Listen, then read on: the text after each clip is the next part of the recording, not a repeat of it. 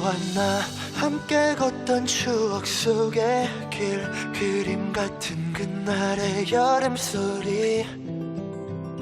이제 다 커버린 내 맘의 빈자리, 또다시 꽃이 피고 있었지. 산들바람, 도시와 빛, 별이 빛나는 밤, 난 이곳이 그리웠던 거야. 아름다운 추억들과 좋은 사람의 마음들이 날 여기로 데려온 거야. 너와 마주 앉았던 때론 같은 곳을 바라보곤 했던, 그러다 잠들곤 했던, 때론 느리게 걷다 때론 숨이 벅찰 듯 달렸던 보석처럼 빛나는 여기 익산으로.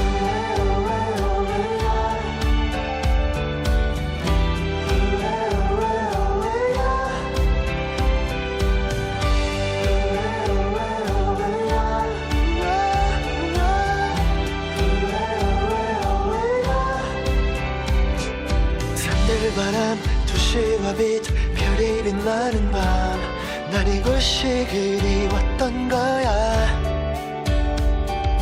아름다운 추억들과 좋은 사람의 마음들이 날 여기로 데려온 거야. 너와 마주 앉았던 때론 같은 곳을 바라보곤 했던, 그러다 잠들곤 했던, 때론 숨이 벅찰 듯 달렸던 보석처럼 빛나는 나, 마음의 별을 따라 걸었던 길의 끝에 다시 여기에 이렇게 눈을 감으면 그려져 함께 있어 지금 여기 우리. 이렇게 너란 바람은 참 익숙한 따뜻함으로 내 봄에 앉아, 항상 같은 자리에 항상 같은 마음으로 안아줘, 나를 지켜줘. 너와 마주 앉았던 때론 같은 곳을 바라보곤 했던, 그러다 잠들곤 했던,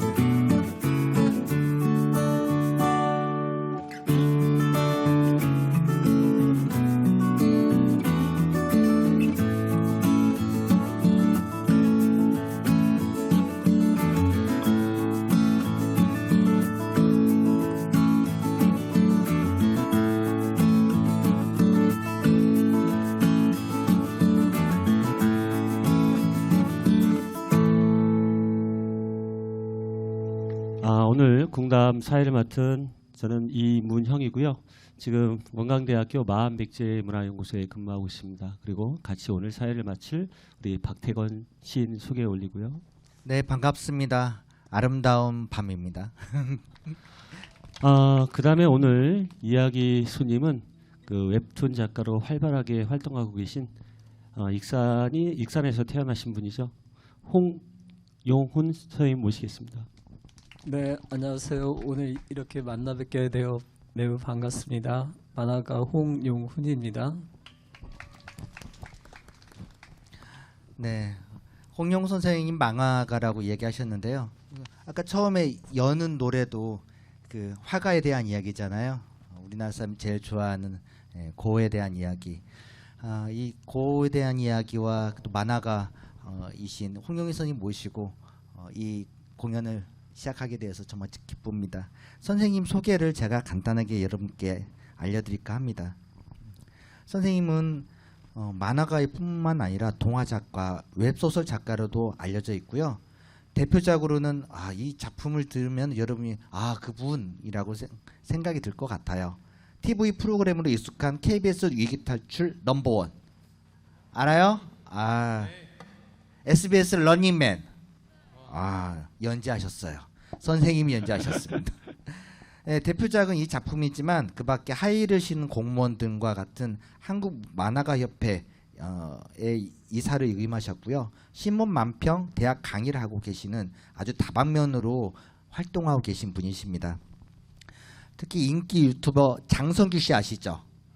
장성규 씨가 진행하는 구독자 375만 명의 인기 유튜버 채널 워크맨을 책으로 엮으셨어요.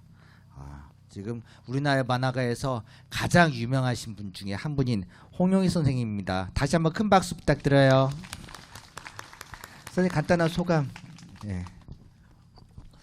사실 오늘 이 자리에 이렇게 오게 됐을 때 제가 고향인 익산에서 여러분들하고 만나서 이야기를 나누는데 어떻게 진행을 해야 될지, 즐겁고 재밌게 진행해야 될지 아니면 좀 더 메시지를 담아서 무겁게 진행해야 될지 많이 고민했습니다. 근데 오늘 분위기를 보니까 굉장히 밝고 가볍고 또 날씨에 맞게 선선하니까 저도 거기에 맞춰서 여러분하고 어떤 격식 없이 가볍게, 그리고 제가 아는 거나 아니면 제가 겪었던 걸 여러분들한테 같이 공감할 수 있도록 나누는 시간이 되도록 하겠습니다. 그럼 오늘 잘 부탁드립니다.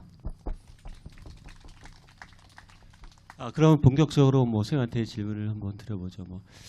아무튼 선생님은 이제 익산에서 고등학교까지 다니신 걸로 알고 있고요.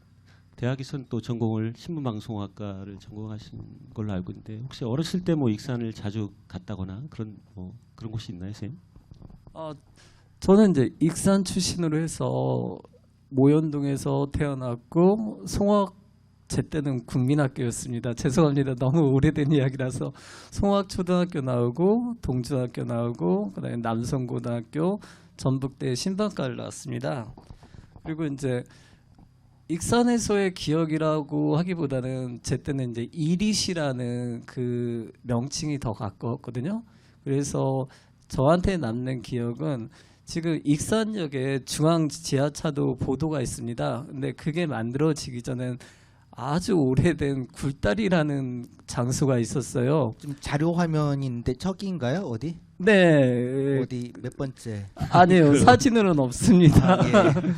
그래서 첫 번째 사진을 보니까 6.25 때 이야기 같은 느낌이 드는데, 근데 이제 그때는 제가 살던 곳이 이렇게 그 굴다리를 통하지 않고는 시내로 나갈 수가 없는 곳이었습니다. 그래서 제게 기억 남는 곳은 굴다리인데, 그 굴다리를 지나면 지금의 이제 중앙동 원도심이라고 하죠. 지금은 이제 부송동, 영등동으로 해서 많은 번화가가 그쪽으로 옮겨졌는데 제가 자랄 때는 중앙동이 굉장히 번화가였거든요. 그래서 제게 기억이 남는 곳은 굴다리와 그다음 중앙동 그런 곳인데 지금 여기 앉아 계신 분들하고는 너무 먼 지명인 것 같아서 좀 아쉬운데 일단 저에게는 남는 곳이 그 중앙동하고 굴다리입니다.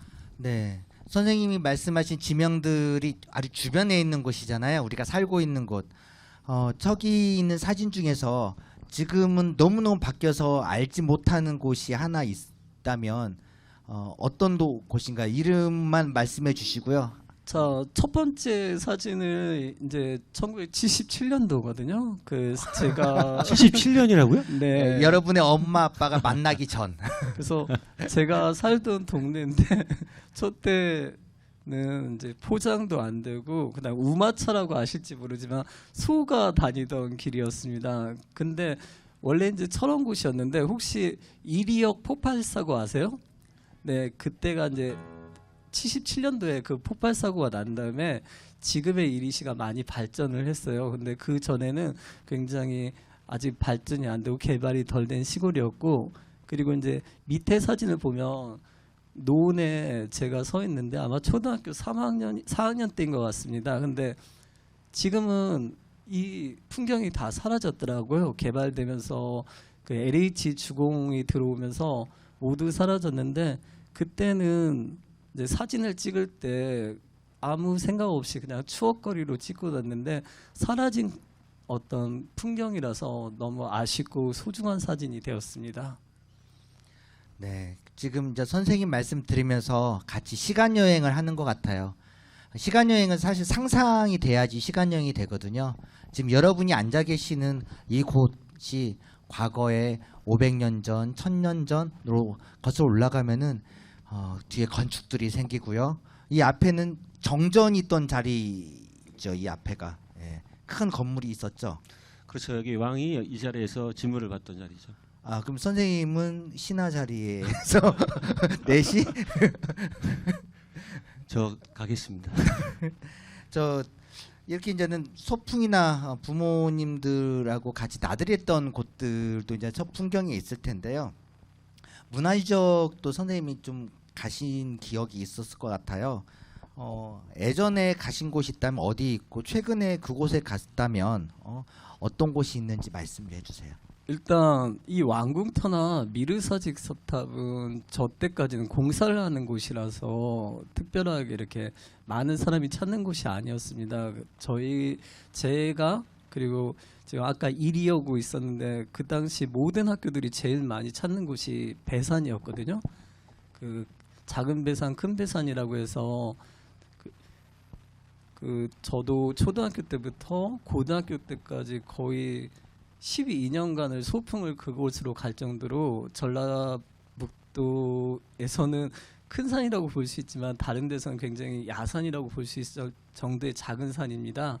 근데 그곳이 저한테 특별한 기억이 될 수 있는 게 뭐냐면, 소풍을 자주 가기도 했지만 지금 제가 사는 곳이 충청북도예요. 근데 거기는 산이 생각보다 높아요. 그래가지고 사람들이 그 산을 보기만 하지 가지는 않거든요.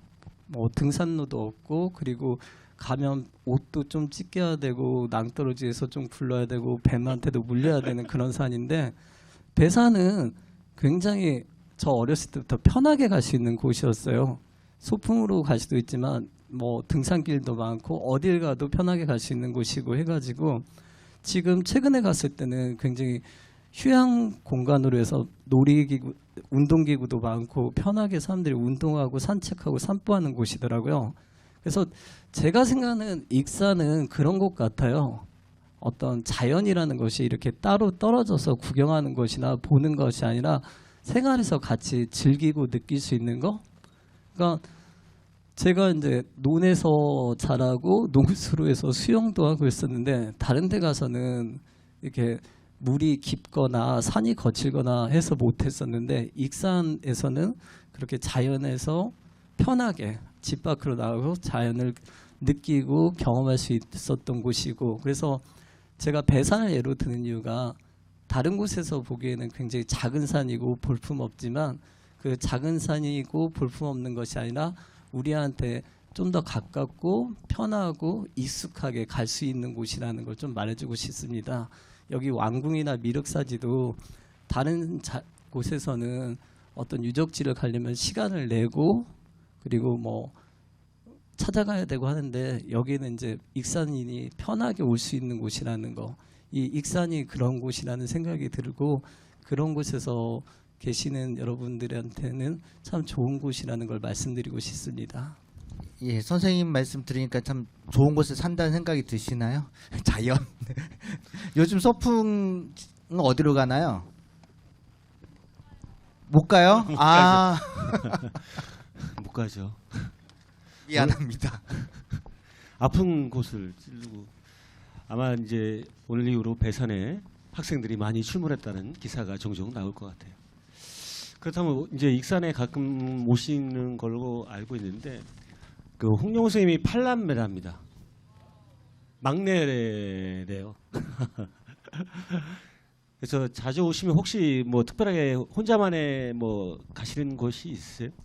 네, 여기서 이제 원도심이라고 말할 수 있는 중앙동인데 제가 이제 자랄 때는 그곳이 가장 번화가였고 하나 기억이 나는 게 롯데리아가 들어온다고 해가지고 중학교 때 막 학생들이 우와 햄버거 집이 들어와 해서 굉장히 좋았던 기억도 나는데 너무 옛날 이야기처럼 예, 여겨지는 자꾸 것 같아요. 위험합니다. 근데 이제 제가 말씀드리고 싶은 거는 그곳이 이제 어렸을 때 추억으로 해서 오락실도 가고 만화방도 가고 영화관도 갔던 곳인데 2000년대 중반에 갔더니 너무 쇠락해서 마음이 아프더라고요. 제가 이제 나이가 들었다는 거, 성장했다는 것처럼 떠날 공간이라고 생각을 했는데 최근에 이제 중앙 어게인이라는 축제나 그다음에 도시 재생 프로그램에서 중앙동이 이렇게 살아나고 있더라고요. 그래서 제 입장에서는 부성동이나 영동이나 어양동이 물론 CGV도 있고 굉장히 놀고 상업지구이긴 하지만 저는 외지인이나 아니면 제가 올 때는 그래도 옛날에 그 익산, 이리의 어떤 풍경이나 정치가 남아있는 중앙동에 오면서 아 내가 여기서 성장을 했구나. 그리고 내가 여기서 자라고 이 문화를 기반으로 해서 내가 이렇게 작가가 됐구나 하는 생각들을 떠올리게 됩니다. 그래서 물론 놀기 편하시기에는 뭐 부성동이나 그쪽이 좋겠지만 중앙동에 가끔씩 가서 옛날에 익산의 어떤 느낌을 좀 만끽하시는 것도 좋을 것 같습니다. 예. 선생님 마음속에 간직하고 있는 익산의 공간이 중앙동인 것 같은데요. 그럼 선생님 작업이 고향 풍경이나 사람 이야기를 대부분 많이 한다고 하셨는데 그러면은 향후 중앙동을 중심으로 그림을 그리실 생각이 있으신가요? 저는 중앙동보다는 예. 이제 제가 태어난 이제 모현동이라는 곳을 그리고 싶은데 모현동에서 온 친구. 아, 예, 맞네. 모현동 반갑습니다. 모현동 어디를 좀 중심으로 한번 기억나세요? 기억의 풍경. 기억의 풍경은 이제 모현동하고 송악동하고 좀 붙어 있는 곳이라서 저는 애매한데, 그러니까 저는 이제 어렸을 때 하나 기억이 있는 게 있습니다. 그러니까 예전에 제가 어렸을 때는 버스를 타려거나 아니면 뭐 물건을 사려면 굴다리를 지나가지고 시내로 나가야 했어요. 근데 어린 마음에 이제 저도 따라가고 싶다고 해서 형들이나 엄마랑 같이 이제 시내로 나갔었는데 이제 아직 초등학교 저학년이다 보니까 돌아다니다가 잠이 들었나 보더라고요.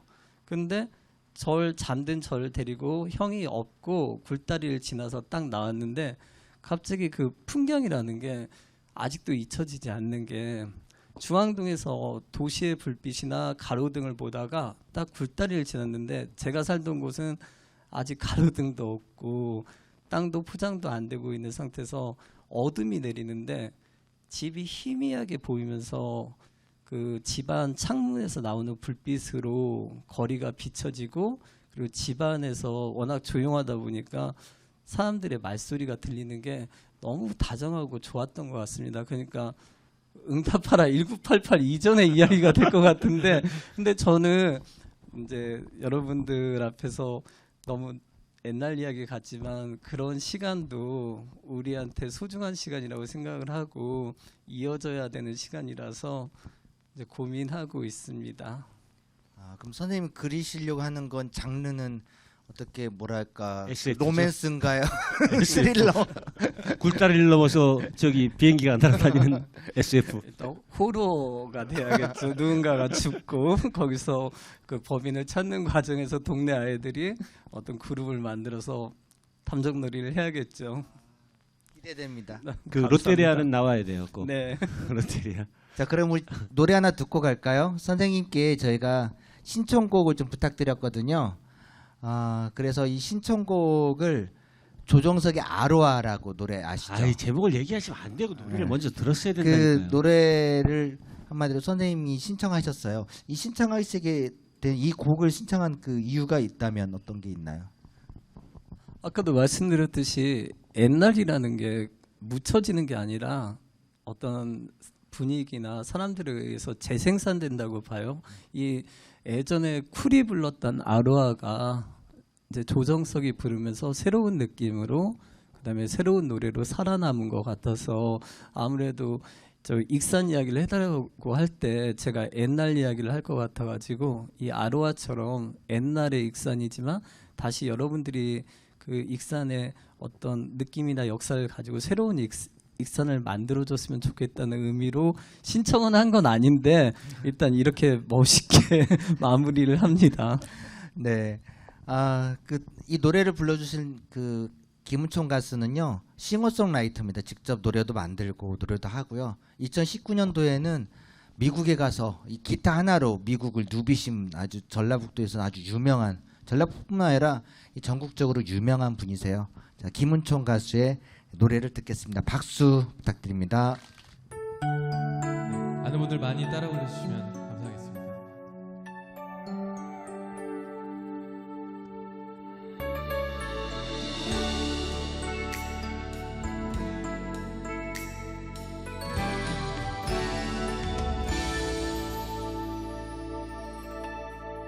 어두운 불빛 아래 촛불 하나 와인잔에 담긴 약속 하나 항상 너의 곁에서 널 지켜줄 거야 날 믿어준 너였잖아 나 바라는 건 오직 하나 영원한 행복을 꿈꾸지만 화려하지 않아도 꿈 같지 않아도 너만 있어주면 돼 걱정 마 언제나 이 순간을 잊지 않을게 내 품에 안긴 너의 미소가 영원히 빛을 잃어가지 않게 Cause your love is so sweet You are my everything 전날 밤에 난 꿈에 젖어 하는 날이 아냐 난 변하지 않아 오직 너만 바라볼 거야 Oh, you're light of my life You're the one in my life 내 모든 걸 다 잃는데도 후회하지 않아 오직 너를 위한 변하지 않는 사랑으로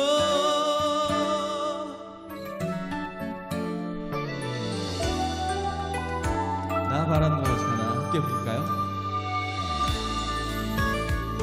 나 바라는 건 오직 하나 영원한 행복을 꿈꾸지만 화려하지 않아도 꿈 같지 않아도 너만 있어주면 돼 약속해 힘들 때 너의 그늘이 되어줄게 내 품에 안긴 너의 미소가 영원히 빛을 잃어가지 않게 Cause your love is so sweet You are my everything 전날 밤에 난 꿈에 젖어 하는 날이 아냐 난 변하지 않아 오직 너만 바라볼 거야 Oh, you're light of my life You're the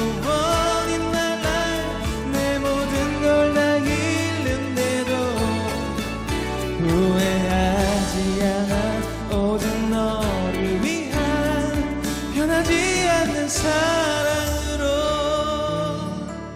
You're light of my life You're the one in my life 내 모든 걸 다 잃는데도 후회하지 않아 오직 너를 위한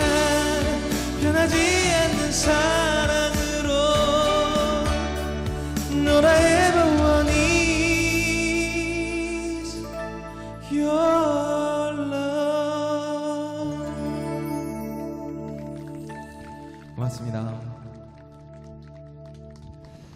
아, 너무 좋은 곡이에요. 제가 이렇게 이제 저희가 홍영호 선생님한테 이렇게 질문지를 받았어요. 학생들이 대부분 다 이제 아니 그 이문현 선생님 네. 너무 영혼 없는 좋은 곡이 이게 사랑을 잘 모르시네. 아 저는 뭐 질문이 생각이 안 날 정도로 예, 곡에 빠졌습니다. 네네. 저는 메마른 남자입니다. 아, 대부분 보니까 학생들이 이제 웹툰에 대한 것들을 많이 질문을 물어봤어요. 그래서 제가 한번 몇 가지 이제 해서 한번 대신 여쭤보도록 하겠습니다. 그리고 이 채택되신 분들한테는 저희가 작은 선물을 드릴게요. 아, 이게 그냥 만화 그림이 그려져 있네요. 제일 소재 짜내기 어려웠던 작품이 있었나요? 소재와 연관된. 사실 좀 이제 웹툰 쪽으로 넘어오니까 이제 제가 좀 더 여러분에게 젊고 즐거운 이야기를 할 수 있을 것 같습니다. 소재 짜내기라는 거는 다 어렵죠. 근데 여기서 이제 소재라는 부분에 대해서 좀 제가 이제 전문가적으로 이야기를 하면 소재는 중요한 게 아니에요. 소재는 모든 것이 될 수 있어요. 여러분의 생활, 나의 이야기, 내 언니 이야기, 아니면 나의 학교 생활 모든 건 소재가 될 수 있는데 그 소재를 어떻게 가공해 가지고 그 소재를 통해서 어떤 이야기를 할지가 제일 중요한 거죠. 그래서 이제 만화를 처음 하시는 분이나 웹툰을 하시는 분께서는 어떤 소재를 해야지? 어떤 자극적인 소재를 해야지? 그런 고민을 하는데 실제적으로 그분들 만화를 보더라도 소재는 굉장히 일반적이고 평이한 거예요. 그런데 그 소재를 작가가 어떻게 소화를 해가지고 있는 독자한테 어떻게 보여주느냐, 거기에 주제를 담느냐, 어떤 컬러를 담느냐, 어떤 메시지를 담느냐가 중요한 거죠. 그래서 이분이 주신 글이 굉장히 중요한 건데 소재보다는 그 소재를 통해서 내가 뭘 말하고 싶은지가 굉장히 중요한 것 같아요. 어떻게 대답이 됐나요? 다행입니다. 예, 질문이 좀 많으니까요. 좀 빨리빨리 해서 친구들에게 네. 깨 같은 것이 있어서 제가 잠시만요. 저는 애니메이션, 웹툰 등으로 미래의 사람들에게 현실 세계에서는 경험할 수 없는 것과 볼 수 없는 것을 보여주고 싶다고 생각합니다. 작가님께서 작품으로 독자들에게 시사하고 싶은 점은 무엇인가요? 죄송합니다. 제가 너무 많이 와서. 독자가 미래의 독자라는 거는 한 30년, 20년 계속 살아남을 작품을 하겠다는 것 같은데요. 일단 제가 독자들한테 말하고 싶은 거는 결국 사람 이야기를 말하고 싶은 것 같아요. 사람과 사람의 관계, 그리고 그 사람과 사람의 관계 속에서 생기는 애정, 미움, 그리고 슬픔, 그것들을 받아들이는 과정을 만화로서 보여줌으로써 독자들이 그걸 읽으면서 배우는 거죠. 이 캐릭터들이 다른 사람과의 관계에 있어서 이런 감정을 느꼈을 때 어떻게 행동을 하고 그걸 안으로 숙성시켜서 어떻게 성장을 하고, 그러니까 모든 만화라는 거는, 모든 웹툰이라는 거는, 물론 이제 사람 죽이는 웹툰은 좀 별개로 봐야겠지만 일단은 그 안에서 펼쳐지는 사람과 사람과의 이야기를 통해 가지고 독자들한테 어떻게 독자들도 그걸 느끼고 그걸 받아들이면서 어떻게 성장해야 되는 걸 말해주는 것 같습니다. 제가 했던 만화들도 아이들이 그냥 단순하게 어린이 만화로서 즐기는 게 아니라 그 만화를 통해서 친구들과의 우정, 그리고 부모님과의 그런 관계, 그런 걸 배우고 그 과정에서 자기 스스로 성장할 수 있도록 도와주는 만화를 하려고 애를 썼고요. 설명이 됐습니까? 이해를 시키려고 하실 필요는 없어요. 혹시 우리 박수 선생님, 저는 묻는다라고 하는 거 글자 바로 밑에 홍영훈에게 묻는다 바로 밑에 요거요? 있는 예예예. 딱 봐도 그게 뭔가 좀 진짜? 심상치 않은 글자가 좀 많아요. 힘들 것 같아요. 일부러 작가님께서 작업하신 작업물을 검색해봤는데 익숙한 것들이 많이 보여서 되게 반가웠습니다. 오, 관심 있는 친구네요. 혹시 앞으로 개인적인 만화를 내실 생각은 있으신 건가요? 있으실까요? 그 개인적인 만화를 안 내셨어요? 여기서는 오리지널 창작물을 말하는 건지 아니면 글그림을 다는 걸 말하는 건지 아니면 제 이야기를 담은 만화를 말하는 건지 참 애매한데 말씀대로 이 글을 쓰신 분도 작가의 이야기를 담은 만화구나 느낄 수 있게끔 제 개인 작품을 열심히 하도록 하겠습니다. 그 하일 씨는 공무원 있잖아요. 그 돈 내고 봐야 되는 유료 만화 열심히 봤어요. 그게 아마 요즘에 제가 봤을 때 굉장히 핫한 또 만화가 될 것 같다는 생각이 들더라고요. 뭐 하일이야 아니면 공무원이요? 하일. 하나만 더 할까요? 예, 선생님 어느 쪽으로 좀 선생님 골라주세요. 가까이 오셔야 보이시는 거죠? 저도 그렇습니다. 자, 그 홍영훈 만화가의 아마도 관심을 보이는 직접. 질문은 어떤 걸까요? 예, 직접 고르신 거예요. 네. 자, 누굴까요? 질문이 슬럼프나 만화가 잘 안 그려질 때 어떻게 극복하셨나요?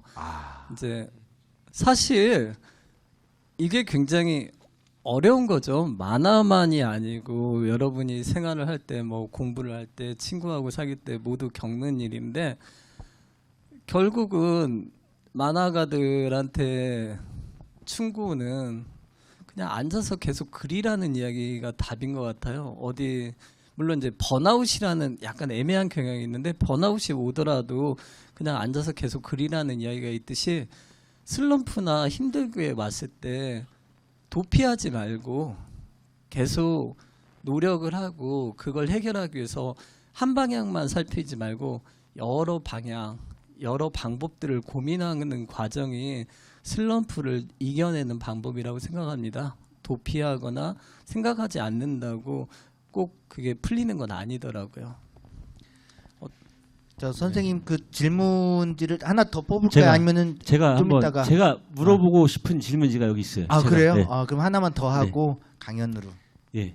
왜냐하면 제가 한번 여쭤보고 싶었던 게 어떻게 해서 위기 탈출 그 넘버원 이쪽을 선택하신 이유가 전 궁금해요 개인적으로. 근데 누가 딱 이런 질문을 던졌네요. 이게 준비해 온 질문인데 약간 뭐 짧게 할까요? 아니면 그냥 짧게 하고 조금 이따 다시 한번 설명을 드리도록 하겠습니다.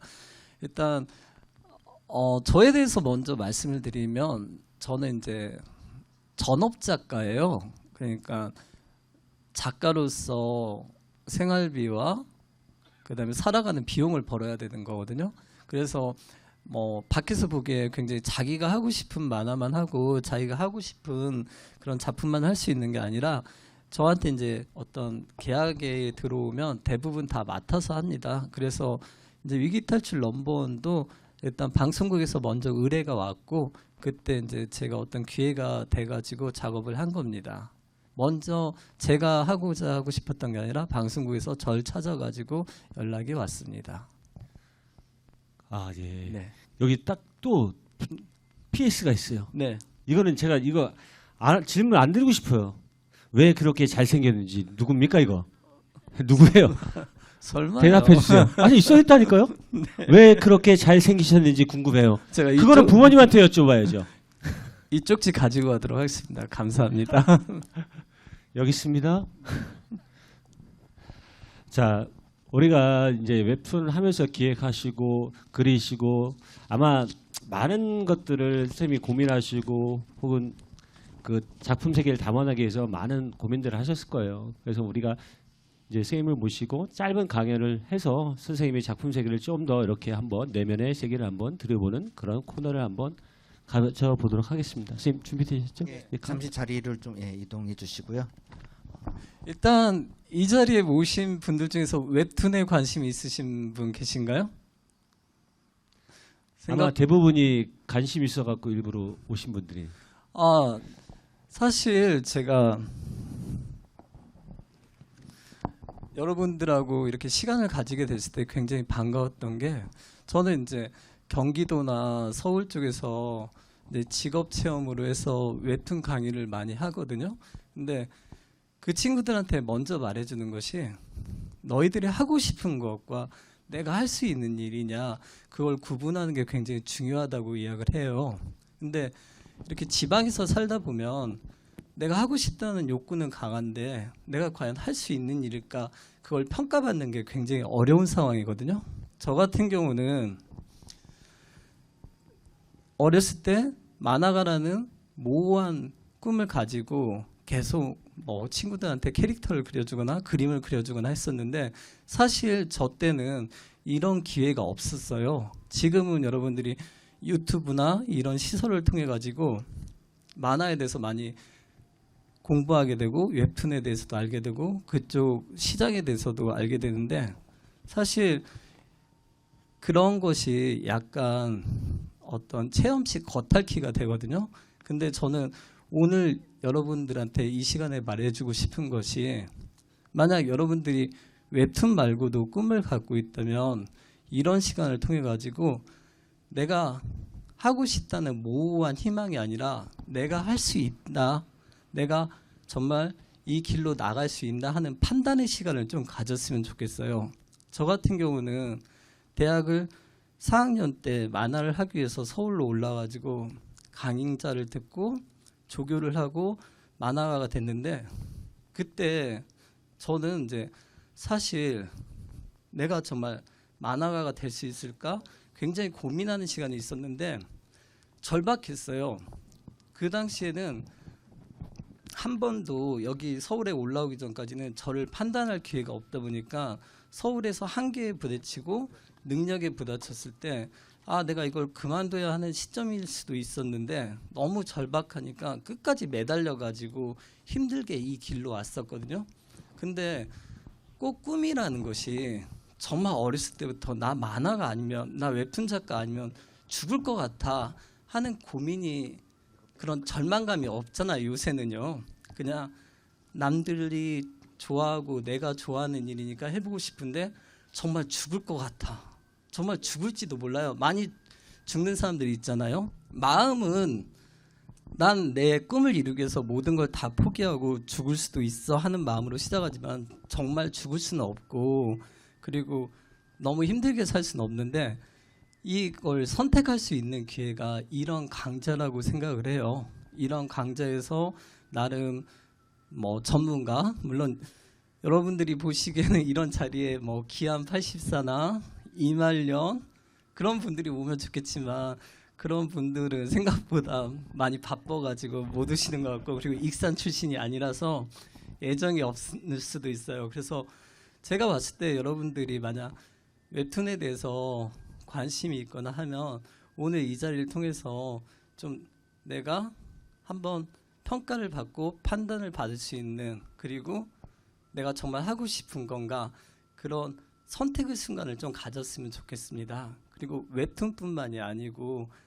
여러분들이 다른 여러 가지 꿈을 꿀 때도 항상 이런 강좌나 이런 기회들을 참가를 해가지고 내가 하고 싶은 거에 대한 정보를 얻는 게 아니라 내가 할 수 있는가를 스스로 판단하는 시간을 좀 계속 가졌으면 좋겠어요. 근데 그러려면은 그냥 단순히 내가 이 강좌를 들어봐야지 하는 마음으로 들어오는 게 아니라 뭔가 계속 준비를 하고 오늘 이렇게 질문지처럼 뭔가 의견을 묻고 하는 식이 되겠죠. 자, 그러면은 어떤 걸 또 이야기를 해야 될까요? 지금 이제 제가 이렇게 여러분들한테 말해주고 싶은 거는 오늘 뭐 제가 그림이나 글에 대해서 알려줄 수 있는 건 아니고 웹툰에 대해서 간단히 말씀을 드리면 바깥에서 바라보는 웹툰 시장은 작가들밖에 안 보이죠.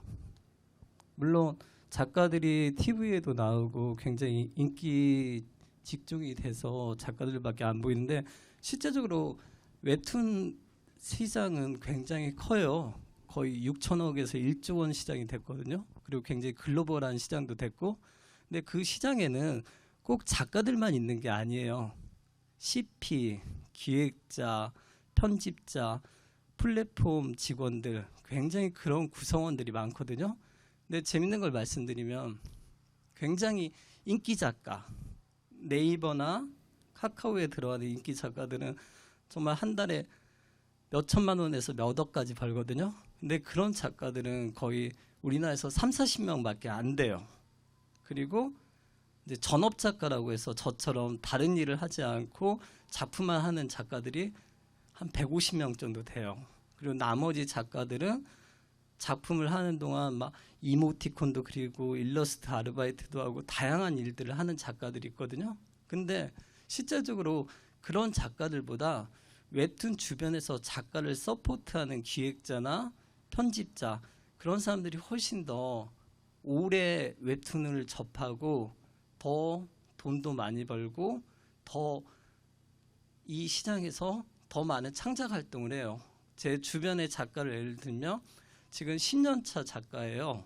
근데 그 작가 같은 경우는 최근에 작가를 그만두고 플랫폼 CP라고 작품 관리로 들어갔거든요. 근데 그 작가가 깨달은 거죠. 뭘 깨달았냐면 자기는 만화를 그리고 싶었던 게 아니고 어떤 작품을 기획해서 뭔가를 만들게 하고 싶었던 걸 좋아했던 걸 이번에 깨달은 거죠. 근데 그 전에는 웹툰이라고 생각하면은 만화라고 생각하면은 오로지 글그림밖에 없으니까 그 길만 했던 거죠. 근데 결국은 나는 막 힘들게 글그림을 하는 게 아니라 누군가 작가가 좋은 작품을 만드는데 도와주고 밀어주는 역할을 하고 싶었다는 걸 그걸 깨달았어요. 그래서 말이 길어지는데 여러분들이 웹툰에 대해서 약간 그런 마음이 있잖아요.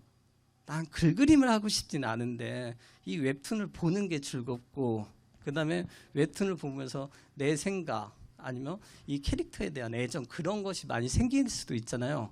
그런 생각을 가진 분들은 꼭 글그림 작가가 아니라도 그렇게 웹툰의 다양한 산업 생태계에서 할 수 있는 일들이 많거든요. 그래서 그런 쪽으로 진출을 했으면 좋겠어요. 왜 그 말씀을 드리냐면 제가 가끔씩 막 초등학교 같은 데 직업 체험을 가면은 아이들한테 꿈을 물어봐요. 근데 그 꿈이 다들 소방관, 경찰관, 선생님 그런 거밖에 없어요. 그래서 너희들 정말 이렇게밖에 몰라? 그렇게 물어보면 그 친구들도 아는 건 많아요. 뭐 프로그래머도 있고 유튜버도 있고 다른 많은 직업들을 알고 있는데 거기에 대해서 정확한 정보가 없다 보니까 초등학교 스스로도 모르는 직업은 안 가져가고 자기가 아는 직업만 선택하려고 하는 거죠. 그래서 저는 여러분들이 앞으로 이렇게 기관이나 익산시의 다양한 어떤 시설이나 연구소에서 만들어지는 이런 강좌가 있으면 많이 참여해서 여러분들이 꿈을 만들어갈 때 좀 더 꿈에 대한 다양한 정보나 다양한 이야기를 들으실 수 있게끔 참석을 해가지고 이 시간을 계속 만들어갔으면 좋겠습니다.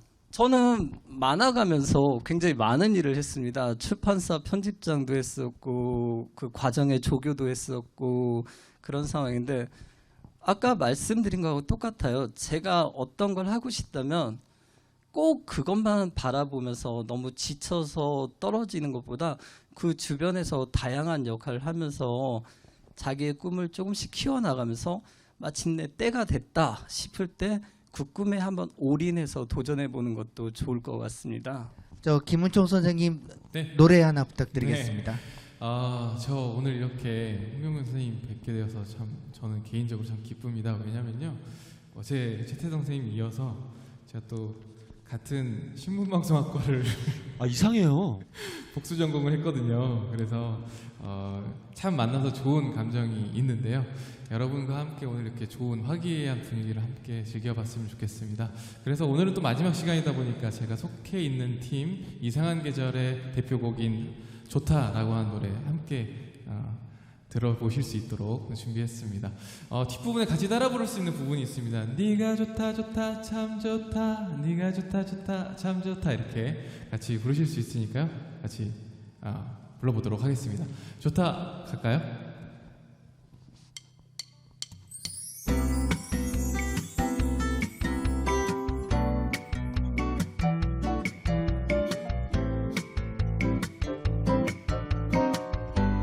박수가 조금 어려워요. 네, 두 번 번째, 네 번째 박자에 박수를 치면 쉬울 겁니다. 네. 자, 하나, 둘, 셋, 넷. 네, 좋습니다.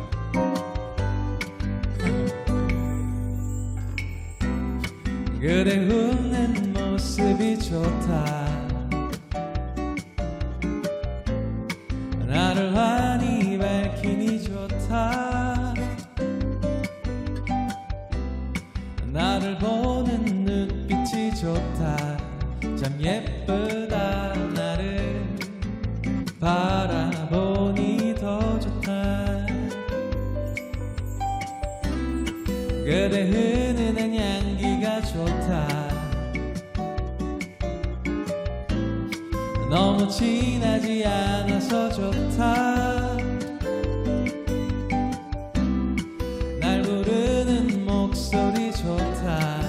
참 달콤해. 그저 듣고만 있어도 좋다. 어쩌다 너같이 예쁜 이가 나에게 와서 작은 꽃이 됐나 믿을 수가 없어. 기쁜 맘 감출 수가 없어서 오늘도 웃는다. 난 웃는다. 좋다. 박수 잘 치시네요. 그대 순수한 마음이 좋다. 있는 그대로여서 좋다. 그대 쫑긋 귓가가 좋다. 답답한 마음도 다 털어놓을 수 있어서 어쩌다 너같이 예쁜 이가 나에게 와서 작은 꽃이 됐나 믿을 수가 없어. 기쁜 맘 감출 수가 없어서 오늘도 웃는다. 난 웃는다. 좋다. 여기 여러분 이게 좋다. 네가 좋다. 좋다. 참 좋다. 네가 좋다. 좋다. 참 좋다. 네가 좋다. 좋다. 참 좋다. 네가 좋다. 참 좋다. 네가 좋다. 좋다. 참 좋다. 네가 좋다. 좋다. 참 좋다. 나를 바라보니 더 좋다. 어쩌다 너같이 예쁜 이가 나에게 와서 작은 꽃이 됐나 믿을 수가 없어. 기쁜 맘 감출 수가 없어서 오늘도 웃는다. 난 웃는다. 해가 닿을 때까지 오늘도 웃는다. 난 웃는다. 좋다.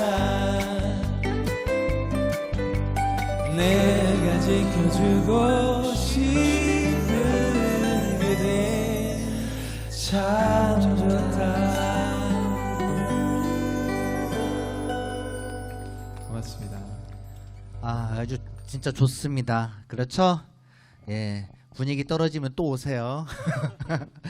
그 선생님의 작품이 여러 가지가 있는데요. 또 과학 관련 스토리 웹툰과 또 우리나라 역사 문화 이쪽에도 관심이 많으신 걸로 알고 있습니다. 그 계기가 있으신가요, 선생님?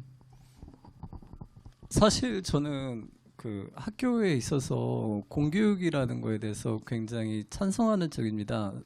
수학을 빼놓고는 다른 과목들을 굉장히 좋아했어요.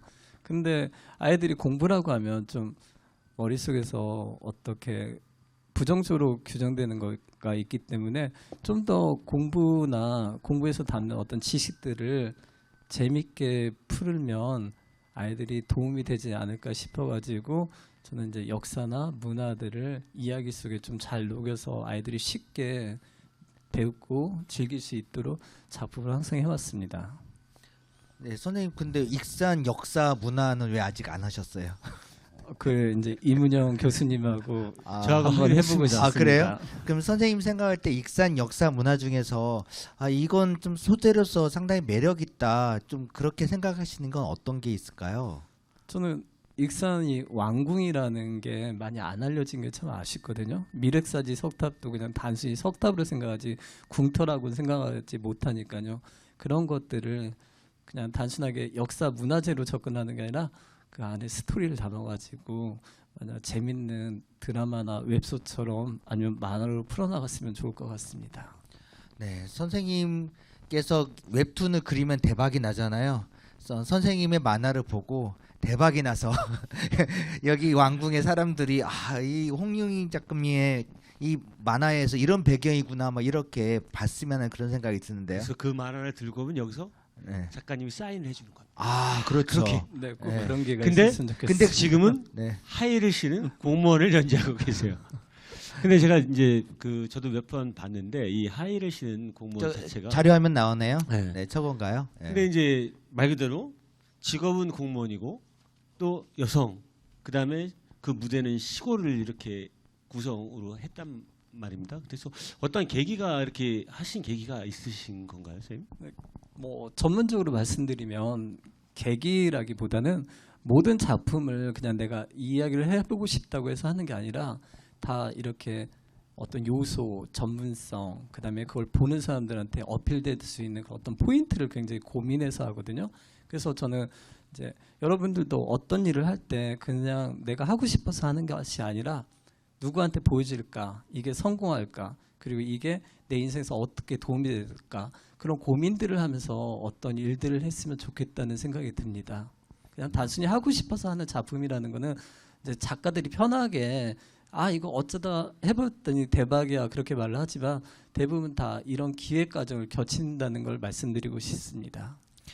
네, 선생님 스토리면 스토리, 그림인 그림 좀 시작하다가 좀 막히고 그럴 때 있잖아요. 그럴 때 선생님 중심을 잡아주는 어떤 초심이라든지 뭐 명언이라든지 이런 걸 생각하면서 다시 어떤 그 흐름을 끊긴 것들을 다시 좀 찾아가는 게 있다면 어떤 게 있을까요? 뭐 철학이라고까지 말씀드릴 수 없는데 저는 기본적으로 지켜야 되는 것이 누군가한테 상처를 입히지 말자는 거거든요. 근데 저는 그냥 내가 소박한 그런 나의 철학이라고 생각을 했는데 제가 대학교에서 강의를 하다 보면서 이게 얼마나 중요하다는 걸 깨달았습니다. 왜 그러냐면 대학에서는 이제 연재되는 작품을 하다 보니까 굉장히 자극적인 작품들을 만들거든요. 그래서 뭐 작품론에서 어떤 작가가 말을 했듯이 첫 회에서 여기 고등학생이니까 그냥 말을 하겠습니다. 자식이 부모를 죽이지 않고 시작하는 만화는 재미없다. 그렇게 굉장히 자극적으로 일화를 가져가야만 이게 계속 연재가 된다고 생각을 해요. 그러다 보니 가족 안 폭력, 장애, 사회적 폭력, 왕따 등을 소재로 해서 많이 가져가게 돼요. 근데 물론 이것들이 제대로 풀려가지고 어떤 대안을 제시하거나 독자들한테 카타르시스를 제공하면 상관이 없는데 잘못되면 그냥 소재로 자극적인 요소로만 이용된다는 거죠. 그러면은 그거는 누군가 그걸 보고 상처를 입게 돼요. 저는 제 작품을 읽는 정말 제가 위기탈출 넘버를 총 340만 부 팔았거든요. 그 340만 명 중에 한 명이라도 상처를 입지 않았으면 좋겠다는 만화를 했고 그래서 저는 여러분들이 뭔가를 준비하거나 이야기를 만들 때 이걸로 인해서 내가 정말 사회적으로 어떤 대안과 카타르시스를 주고 뭔가 어떤 대리만족을 주지 못한 자신이 없으면 누군가를 상처 입히는 이야기는 하지 않았으면 좋겠다는 생각입니다. 그게 제가 가져가는 작품의 어떤 철학이라고 말씀드릴 수 있습니다. 여기 모인 친구들에서 가장 큰 위기 탈출은 수능이죠. 수능 탈출하기 위해서는 어떻게 해야 하나요? 넘버원. 그거를 지금 피하려고 여기 와서 좀 힐링 좀 하려고 하는데 그걸 현실을 직시하게 자 시간이 벌써 이렇게 많이 지났어요. 그래서 이제 마무리할 시간이 됐는데 이제 앞으로 이제 학생들에 대해서 만화가 아까 말씀하셨다시피 뭐 상처를 주지 말자 뭐 이렇듯이 그 웹툰을 준비하는 혹은 만화를 혹은 기획을 하는 친구들에게 꼭 해주고 싶은 말씀이 있다면 어떤 말이 하고 싶으세요? 일단 웹툰 작가라는 게 굉장히 매력적이고 그리고 글과 그림이라는 게 너무 예전처럼 굉장히 전문화되지 않은 상태에서도 작가가 많이 되거든요. 근데 제가 말씀드리는 거는 그 과정에서 많은 기술적으로 배워야 될 거, 대학 진학 여러 가지 것들이 있지만 그리고 그림도 잘 그려야 되고 근데 제가 말해드리고 싶은 거는 자기가 이야기가 너무 하고 싶은 내가 이 이야기를 글이든 만화로든 아니면 유튜브로든 어떻게든 떠들지 않으면 난 미칠 것 같아. 그렇게 내 안에서 이야기가 꽉 차 있을 때 저는 작가가 될 수 있다고 보거든요. 그래서 단순하게 어떤 이제 웹툰의 예로 들면 그냥 단순하게 돈을 많이 버는 직업이야. 아니면 내가 뭐 청강대나 그런 대학을 갔어. 아니면 그림을 잘 그렸어. 그런 걸로 작가가 되기보다는 내가 이 안에서 계속 말하고 싶은 이야기를 만들어내고 숙성시키고 그리고 그 이야기를 통해서 사람들에게 뭔가를 던져줄 자신이 있을 때 웹툰 작가로서의 어떤 길을 꿈꾸고 나가봤으면 좋겠다는 생각을 합니다. 네, 선생님 오늘 여기 와주셔서 좋은 말씀 해주셨는데 더 듣고 싶은데 참 시간이 좀 아쉽습니다. 오늘 질문한 학생들 중에서 좀 기억나는 학생이 있으면 좀 뽑아주시면 학생들에게 선물을 좀 줄까 하는데요. 이건 너무 저한테 미움받는 거기 기회를 있으신 주신 것 분들한테 다 같은데요. 드리면 돼요. 아 그럴까요? 네.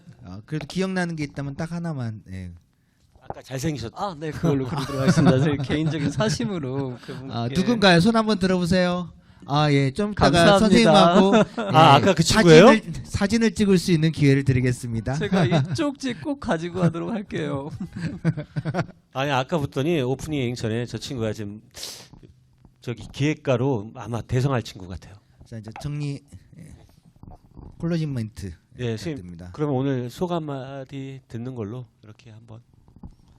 사실 1시간이라서 굉장히 길게 생각을 했는데 말하다 보니까 시간이 많이 길어졌는데 사실 여러분들이 오늘 시간이 어떨지 모르지만 저한테는 굉장히 의미 있는 시간이었습니다. 만약 제가 중고등학교 때 이런 기회가 있었으면 제가 좀 더 작가로서 성장을 하고 성공하는 데 큰 도움이 됐을 것 같아요. 원래 꿈이라는 것이 직진을 하지 않고 돌다 꿈을 이룬다고 하지만 이런 기회가 사실 굉장히 소중한 거거든요. 그래서 저는 이 자리에 여러분들과 함께 해서 너무 좋고 그다음에 이 자리에 와주신 여러분들께도 매우 감사드리고 그리고 앞으로 저 말고도 이런 기회가 있다면 여러분들이 계속 참여하고 그다음에 체험하면서 여러분들이 앞으로 만들어갈 꿈을 더 굳건히 하고 튼튼히 하고 키워나갈 수 있기를 응원하고 그리고 그렇게 되기를 바라도록 하겠습니다. 박수. 오늘 박태원 선생님 뭐 오늘 어땠었어요? 네, 이문혁 선생님과 그 함께했던 시간들이 너무 인상 깊게 오래오래 갈 것 같습니다. 사랑꾼. 제가 이제 우리 홍영 선생님을 모시고 이렇게 인터뷰 기사를 제가 봤을 때 옛날 뭐 이웃집 토토로 말씀을 하셨어요. 자연 신화적인 만화인데 제가 좋아하는 이유가 거기 또 한 가지가 있습니다. 그 아이의 아빠가 직업이 고고학자거든요. 그래서 제가 고고학을 전공하기 때문에 그 굉장히 좋아요. 그리고 선생님이 그 인터뷰 기사가 굉장히 인상 깊었는데 오늘 역시 선생님 모시고 들어보니까 역시 가슴이 따뜻한 그 다음에 남에게 상처를 주지 않는 그런 앞으로도 영원히 그런 마음가짐으로 작품 세계를 꾸준하게 하셔서 우리 익산의 자랑거리로 많이 알려주시면 감사하겠습니다. 자, 오늘 홍영호 선생님 모시고 한 이 시간 마무리 짓도록 하고요. 마지막으로 우리 멋진 남자 김은총 선생님의 노래를 마지막으로 듣겠습니다. 네, 모든 날 모든 순간 불러드리고 마무리하겠습니다. 감사합니다.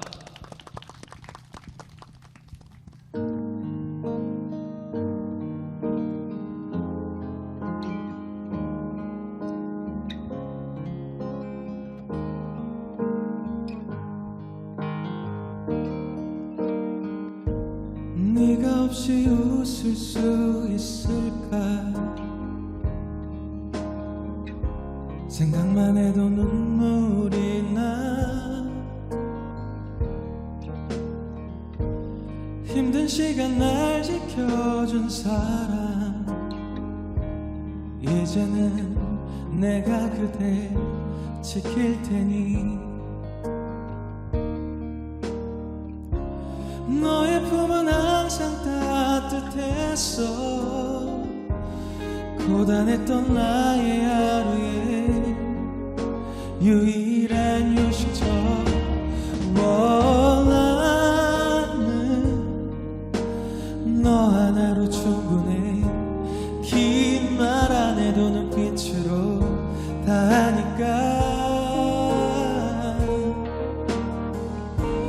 한 송이의 꽃이 피고 지는 모든 날 모든 순간 함께 햇살처럼 빛나고 있었지 나를 보는 네 눈빛은 꿈이라고 해도 좋을 만큼 그 모든 순간을 눈부셨다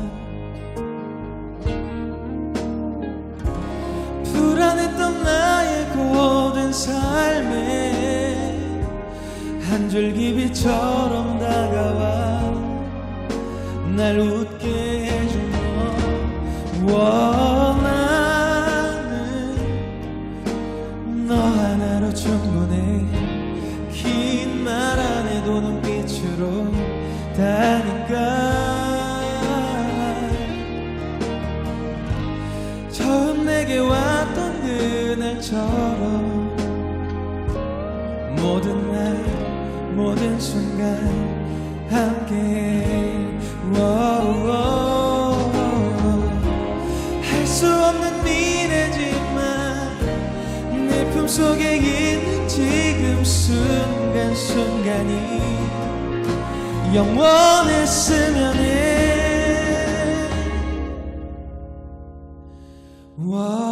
갈게 바람이 좋은 날에 햇살 눈부신 어떤 날에 너에게로 처음 내게 왔던 그날처럼 모든 날 모든 순간 함께